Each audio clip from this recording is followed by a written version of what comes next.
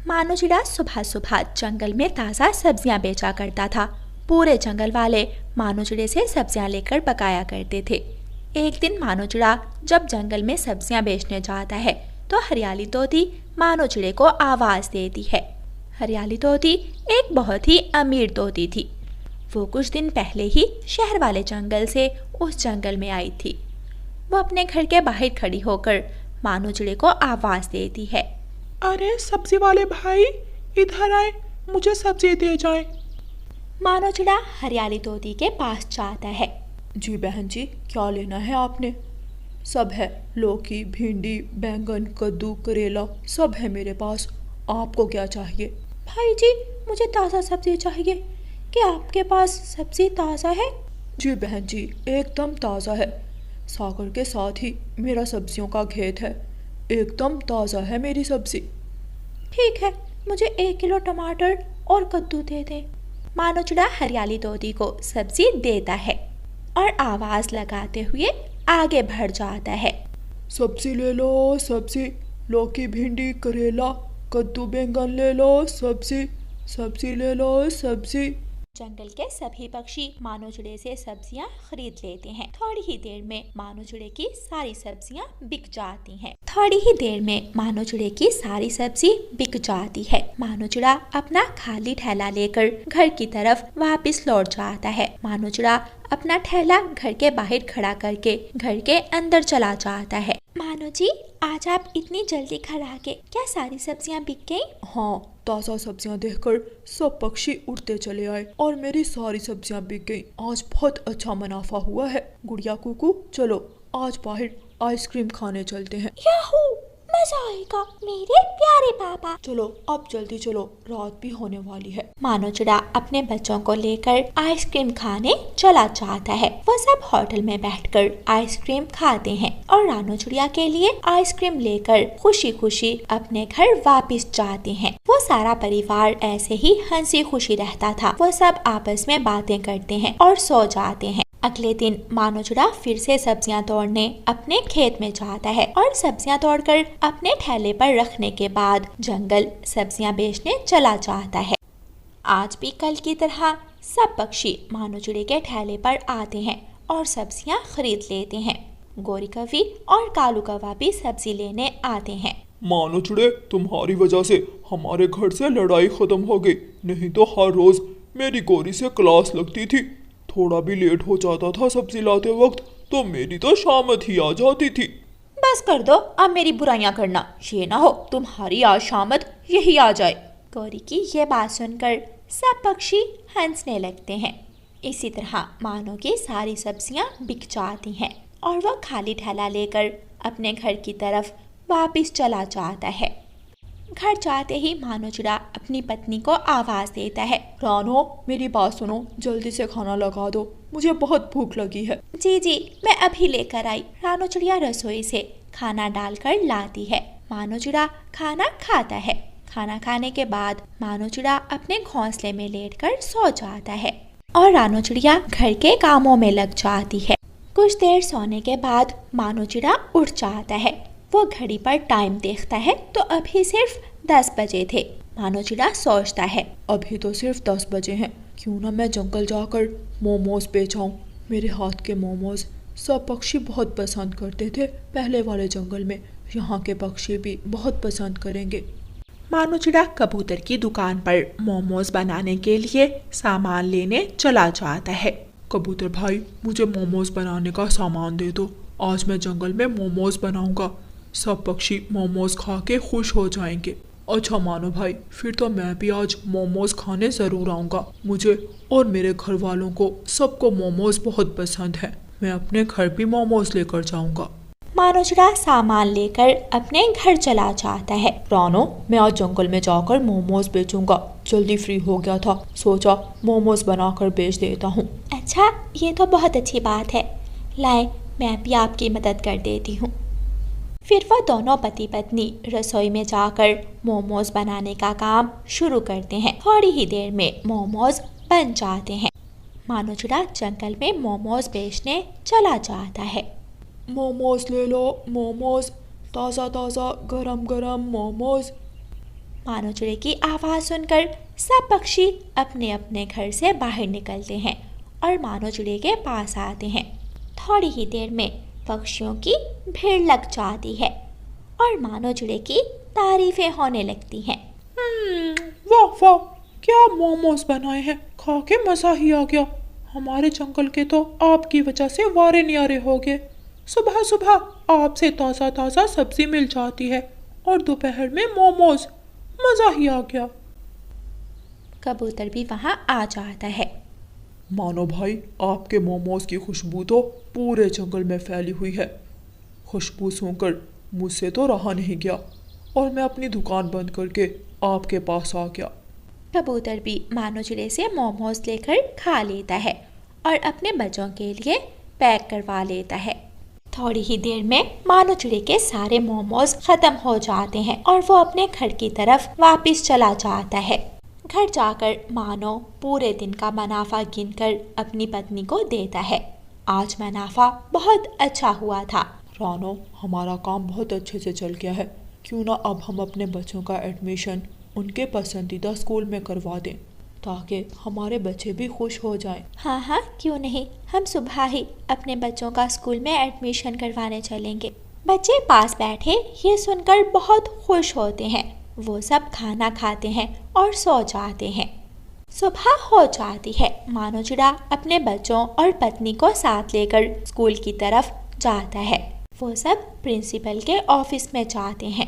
Principal लाल तोता, गुड़िया और कुकू का टेस्ट लेते हैं। दोनों बच्चों का टेस्ट बहुत अच्छा होता है। आपके दोनों बच्चे बहुत ज़हीन हैं, इस वजह से दोनों बच्चों की फीस हाफ होगी। ये बात सुनकर मानो और रानो चिड़िया बहुत खुश होते हैं। कुकू गुड़िया, ठीक है, अब आप अपने अपने क्लासरूम में जाओ और हम चलते हैं। बच्चे खुशी खुशी अपनी क्लास में चले जाते हैं और मम्मा चिड़िया और पापा चिड़िया घर की तरफ वापस लौट जाते हैं। मैं खाना लाऊं आपके लिए? नहीं, मैं अब सब्जियां बेच आऊं, फिर वापस आकर खाना खाऊंगा। पहले ही मैं बहुत लेट हो गया हूँ, पक्षी मेरा इंतजार कर रहे होंगे। मानो चिड़िया अपना सब्जियों का थैला लेकर जंगल की तरफ सब्जियां बेचने चला जाता है। प्यारे दोस्तों, इस कहानी को लाइक, अपने दोस्तों के साथ शेयर और चैनल को सब्सक्राइब करना बिल्कुल मत भूलना।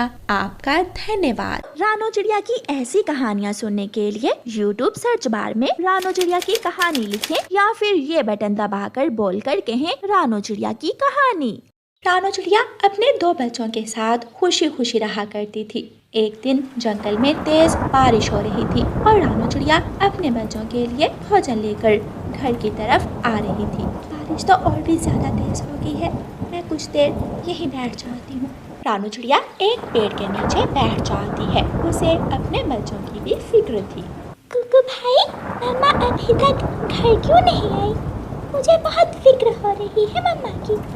गुड़िया मेरी प्यारी बहन, फिक्र मत करो, मम्मा आती ही होगी।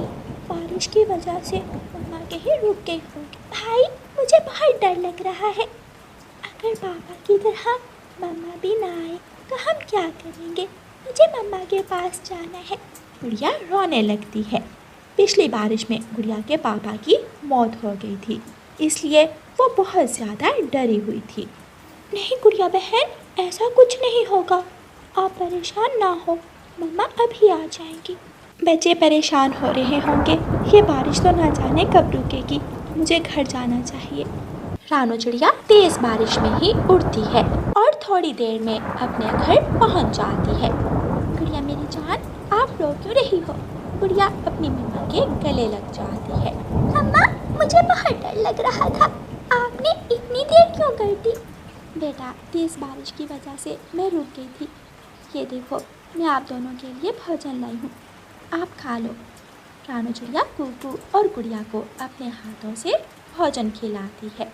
मम्मा ये ले, आप भी मेरे हाथ से खाओ। वो सब मिलकर भोजन खाते हैं और फिर बातें करते करते सो जाते हैं। सुबह हो जाती है। चलो चलो उठो बच्चों, सुबह हो गई है, जल्दी से तैयार हो जाओ और मैं आपके लिए रोटी बना देती हूँ। दोनों बच्चे जल्दी से उठ जाते हैं और रानो चिड़िया उनके लिए रोटी बनाने लगती है। गुड़िया, कुकू, जल्दी से आ जाओ, आकर रोटी खा लो। गुड़िया और कुकू रोटी खाते हैं और बैठकर बातें करते हैं। गुड़िया कुकू, चलो बच्चों अब जल्दी से स्कूल चले जाओ वरना आप दोनों लेट हो जाओगे। गुड़िया और कुकू अपना अपना बैग उठाते हैं और स्कूल के लिए निकल जाते हैं। मम्मा इस डोली वोली से बोल दे बार बार मेरी क्लास में ना आया करे। मम्मा मेरी पेंसिल ख़त्म हो गई थी, मैं इसलिए गई थी जग्गू भाई की क्लास में। अपनी चीज़ें लेकर जाया करो, आइंदा मेरे पास आई तो मार खाओगी। जग्गू बेटा तुम्हारी बहन है। बहन है तो मैं क्या करूं, मेरे पीछे पीछे ना आया करे। इतना कहकर जग्गू अपना बैग उठाकर स्कूल के लिए निकल जाता है। जग्गू बेटा रुको, बहन को भी साथ लेकर जाओ। डोली जल्दी से भाग जाओ, मत जाया करो तुम भी इसकी क्लास में। जी मम्मा।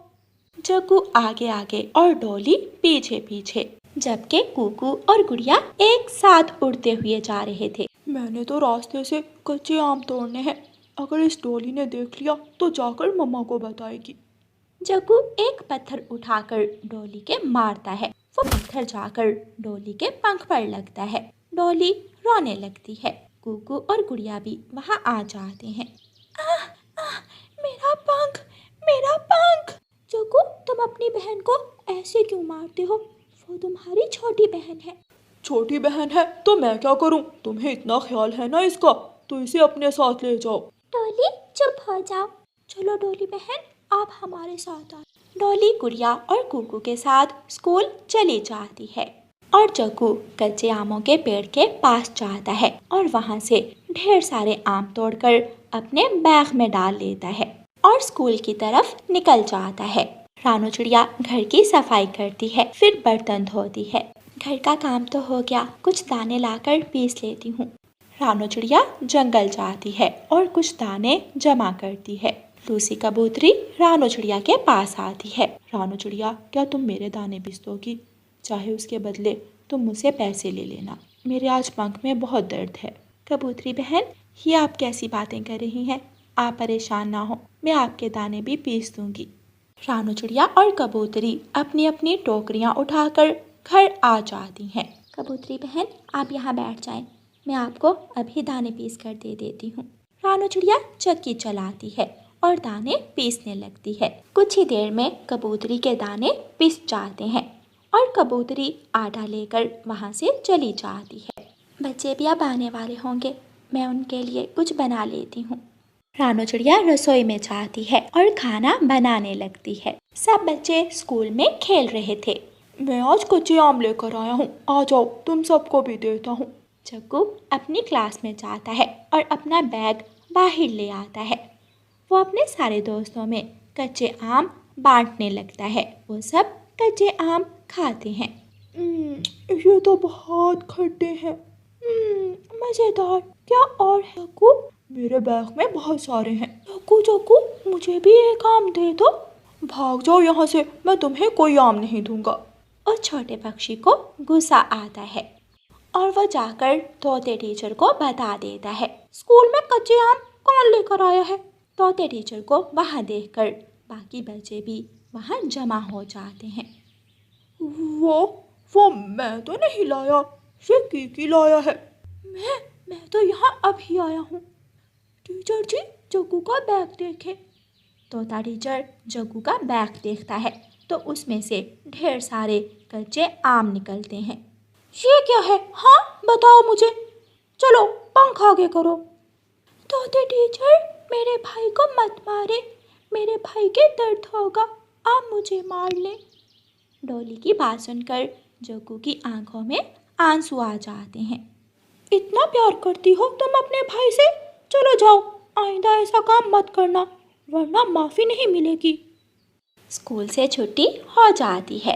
डोली मेरी बहन, मुझे माफ़ कर दो, मैं आइंदा कभी भी तुमसे लड़ाई नहीं करूँगा, हम हमेशा साथ साथ रहेंगे। फिर वह सब खुशी खुशी अपने घर की तरफ लौट जाते हैं। प्यारे दोस्तों, इस कहानी से हमें सीख मिलती है कि अपने बहन भाइयों से हमेशा प्यार करें, क्योंकि वो बहन भाई ही हैं जो हमें तकलीफ में नहीं देख सकते। और प्यारे दोस्तों, इस कहानी को लाइक, अपने दोस्तों के साथ शेयर और चैनल को सब्सक्राइब करना बिल्कुल मत भूलना। आपका धन्यवाद।